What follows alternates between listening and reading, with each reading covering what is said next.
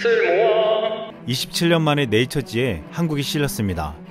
한국의 방역과 의료기술이 세계적으로 인정받으면서 세계적으로 가장 권위 있는 자연과학 학술지 네이처가 한국에 대한 대서 특필을 한 것입니다. 네이처는 지난 27일 한국 특집호를 통해 한국이 혁신 리더가 되었다고 평가했습니다. 여기서 한국은 GDP 대비 R&D 지출 비중은 1위인 이스라엘 다음으로 높다고 했고, 지난 4년간 핵심 지표인 공유를 측정한 고품질 연구 생산량이 전세계 10위권을 유지하고 있다고 설명했습니다. 특히 한국은 정부 주도의 톱다운 계획으로 정부, 학계, 산업계 간의 강한 유대를 구축해 정보통신기술과 혁신 분야에서 세계적 리더가 될 수 있도록 했다고 말했습니다. 실제로 이 같은 톱다운 방식으로 한국은 진단키트를 신속하게 개발하고 생산하는 국가가 되었다고 했습니다. 네이처는 한 국가를 특집으로 다루는 일이 흔치 않았지만 이번 특집에서는 12페이지에 달할 만큼 한국을 집중적으로 다뤘다는데 큰 의미가 있다고 평가받고 있습니다. 그런데 최근 전세계에서 따라야 할 선진국이라 불리는 한국의 모습을 보고 한 일본 언론이 분석하는 기사가 화제가 되고 있습니다. 일본 잡지 현대비즈니스에서 고베대학의 김우락한 교수는 한국의 위기가 민족주의를 만들었고 한국의 국민의식도 선진국이 되었으며 이제는 일본은 안중에 없다고 말했습니다. 지난 11일 문재인 대통령이 한 3주년 기념사에서 그동안 징용공 문제 및 수출관리 문제를 둘러싸고 일본과 격렬한 대립이 있었음에도 불구하고 일본에 대해 아무것도 언급하지 않았다고 했습니다. 문재인 대통령은 연설문에서 한국이 이미 선진국이며 우리가 배우고 싶었던 나라들이 우리를 배우기 시작했다고 했습니다. 그러면서 대한민국의 위대함에 대해서 말한다고 서두를 열었습니다. 김은학하는 이 연설문에 일본이 단 한마디도 언급되지 않은 것에 당황해한 듯 했으며 이제 당당히 선진국이라 말하는 한국의 모습에 놀란 것처럼 보였습니다.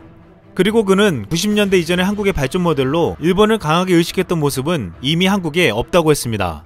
그러면서 서구 언론들이 한국의 대응을 인정할수록 그들은 스스로가 선진국이 되었다는 것에 대한 자신감이 깊어지고 있다고 했습니다.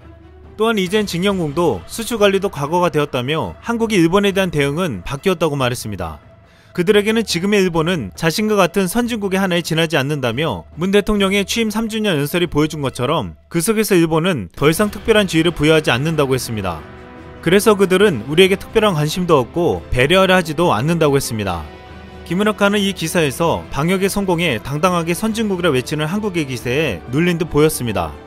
한국은 전세계 국가와 언론, 전문가들 사이에서 세계의 방역 모델이라고 불렸지만 일본 아베는 지난 25일 긴급사태를 해제하며 스스로 일본의 방역 모델이 세계적 모범이라고 했습니다. 이 같은 말에 일본 내 언론들은 동의하지 않으며 일본의 감염자 감소는 미스터리라고 말했습니다.